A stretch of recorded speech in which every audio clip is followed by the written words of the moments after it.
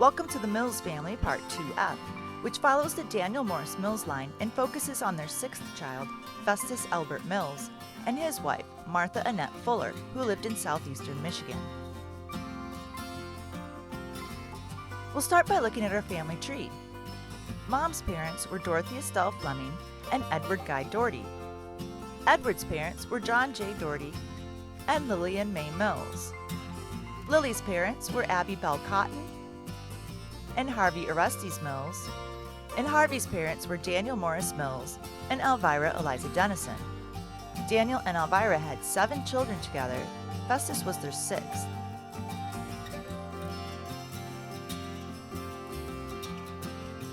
Festus Elbert Mills was born on September 3, 1863 in New Baltimore, Michigan.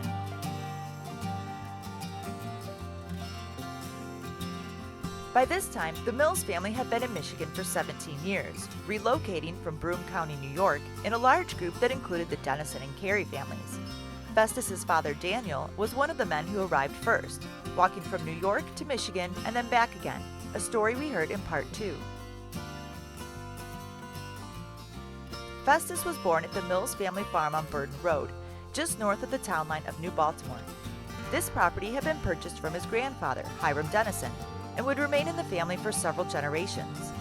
At the time, the farm consisted of 30 acres, but would expand significantly before the decade was out.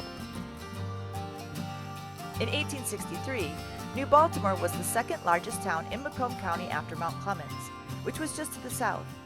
Both cities relied on Anchor Bay as the primary route to distribute the many goods they manufactured until the railroad arrived in 1859.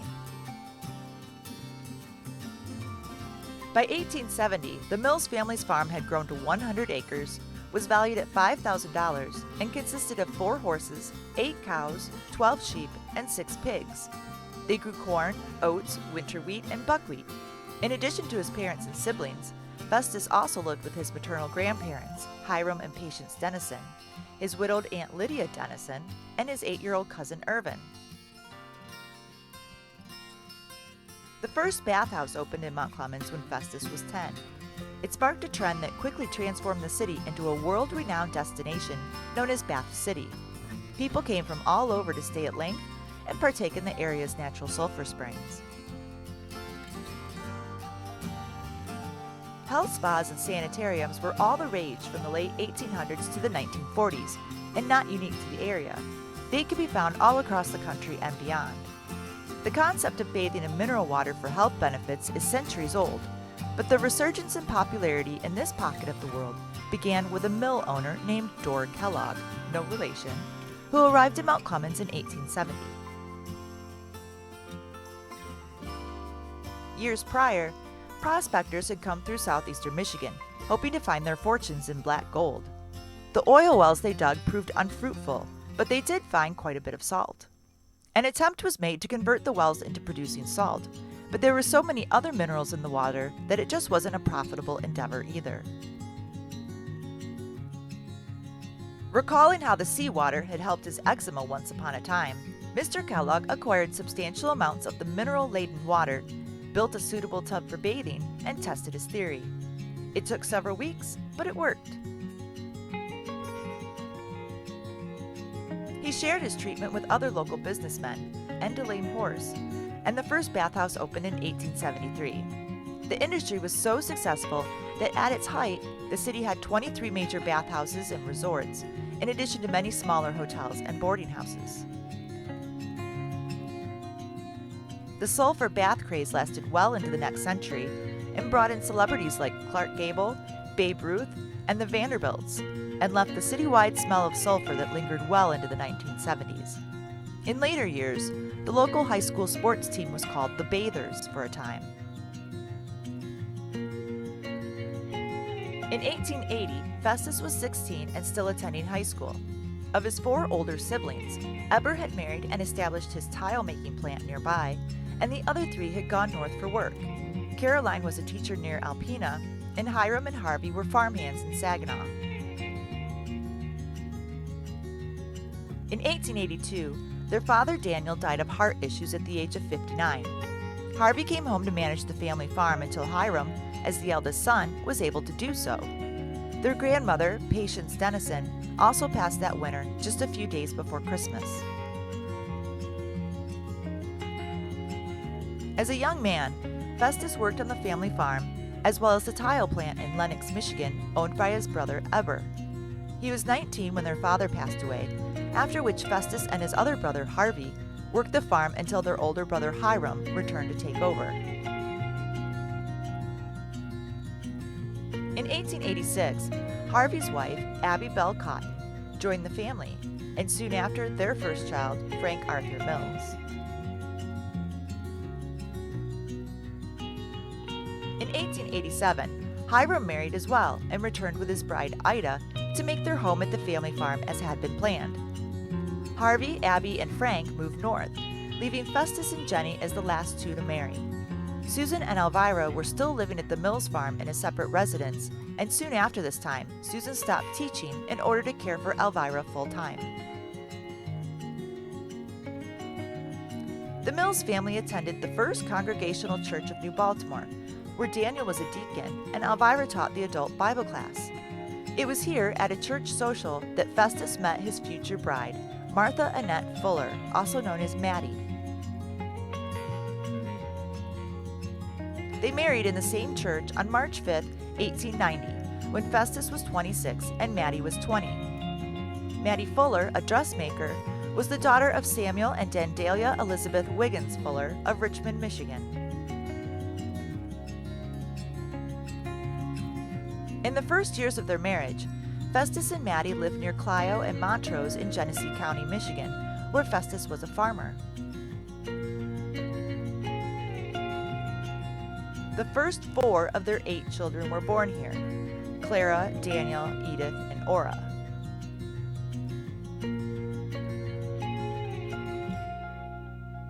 By the time Elva was born in the fall of 1898, Festus and Martha had moved their family to Armada, Michigan, about 15 miles northwest of the family near New Baltimore.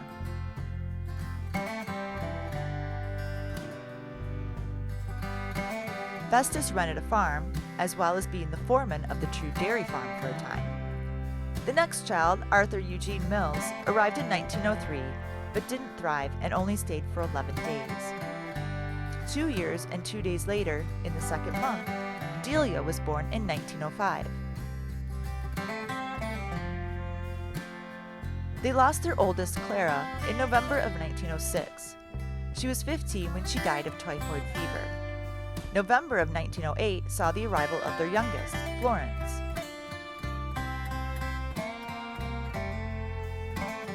They lived in Armada until around 1915, when they moved to a rented farm in Ray, Macomb County, Michigan, 7 miles south of Armada and closer to both of their families.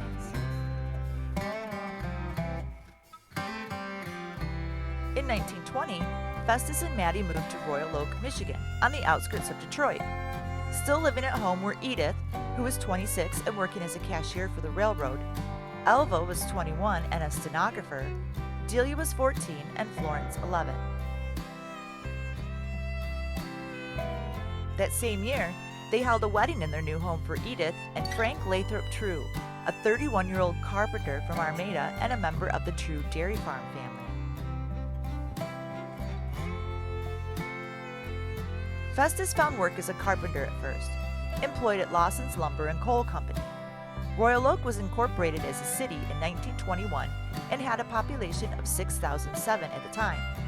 The city grew quickly due to a demand for auto workers, and by 1930, 23,000 people called Royal Oak home.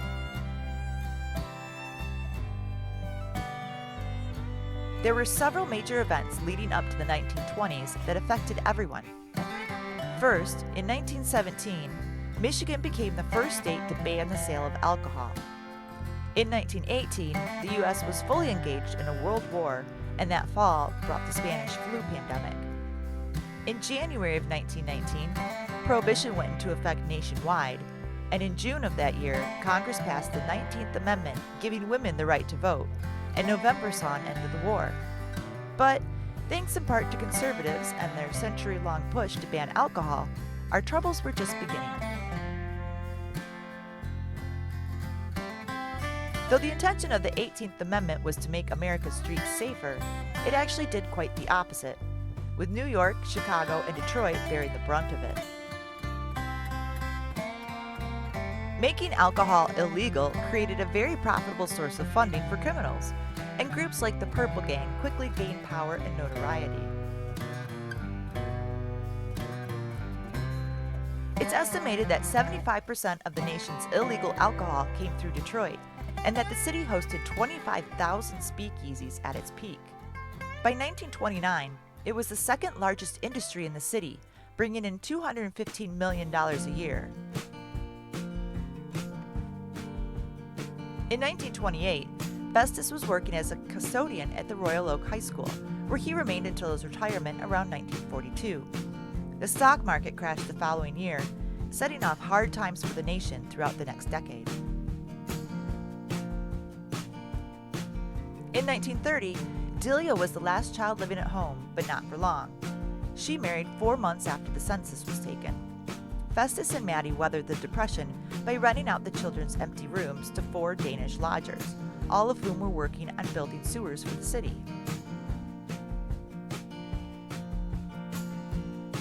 Michigan was the first state to enact prohibition and the first state to denounce it. In December of 1933, the whiskey was allowed to flow once more, with Governor Comstock buying the first bottle.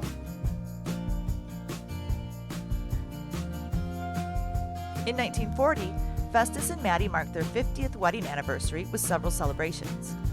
The first was held on February 20th, hosted by an organization that Maddie belonged to, the Ladies' Aid Circle. This event featured a potluck dinner and a mock ceremony comedic sketch. The second was on Saturday, March 2nd, a dinner party at the home of Neil Rosso. Neil, a widower, would soon become their son-in-law later that year. The third anniversary party held in their honor was on Monday, March 4th, hosted by the teachers and staff of Royal Oak High School. They served refreshments, including a 3-tier wedding cake, and entertained guests with poems and musical selections. The fourth event was an open house at the home of their daughter, Aura, on Tuesday, March 5th in Romeo. This was the largest of the 5 gatherings, with over 175 signatures in the guest book, not including the family. The guest book was a gift and mentioned in an article reprinted in History of the Simon Mills family. 170 names were inscribed on the pages of a very unusual guest book, which had been designed and presented to the couple by a celebrated Detroit artist. Within the Book of Gold was a classic sketch made from a photograph of the bride and groom on their wedding day in 1890. The artist, a friend of the family, was responsible for the plan of decoration for the city of Windsor prior to the visit of King George and Queen Elizabeth last summer. Unfortunately, the article does not mention the artist's name. The 5th anniversary party for Festus and Maddie was hosted by the Men and Women's Bible class of the Royal Oak Methodist Church on Friday, March 8th, held in the church's dining room. The honored couple was presented with a package of 50 $1 bills. Festus retired from Royal Oak High School about 1942 or 1943. He turned 80 in 1943 too. He and Maddie moved into an apartment in the Big House on the True Farm in Armada, now the home of their daughter, Edith Mills True. They also had another home in Pontiac. One article describes it as their winter home, where they spent time as well. While all of the Mills children were quite active in their communities, Festus is found at the center of their gatherings more than most. There are numerous newspaper articles regarding the activities of Festus, Maddie, and their children. Dinner parties were frequent, as were week-long visits to friends and family. Festus and Maddie's 55th and 60th anniversaries were also celebrated and reported on. One remarkable thing about this family is how close they remained despite the distance. The children moved to Plymouth, Rochester, and Livonia, Michigan, Stratford, Ontario, and Berkeley, California, yet visits were often. Katie Ruth Mills writes about her Uncle Festus in History of the Simon Mills family. During the First World War, I went to D.C. to work for the government.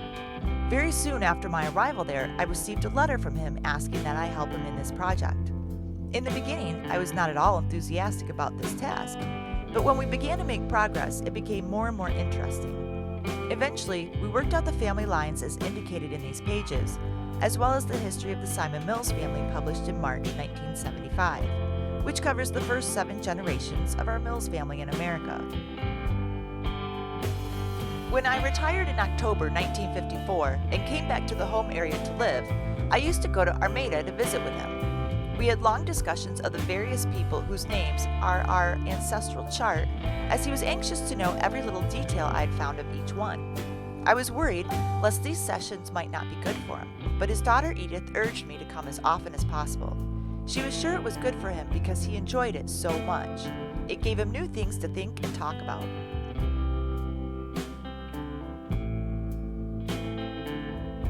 On March 5th, 1957, Festus and Maddie celebrated their 67th and last wedding anniversary together. That summer, they also attended the 45th annual Mills Family Reunion on the 4th of July, held at the Ray Community Hall in Ray Township, Michigan. At 93, Festus was the oldest family member present. His grandson and family, Mr. and Mrs. Wiley Eaton of Denver, Colorado, had traveled the furthest. Festus Elbert Mills died at home on New Year's Eve 1957 at the age of 94. Maddie stayed on in the apartment at the True Farm until her death in August of 1960. She was 90.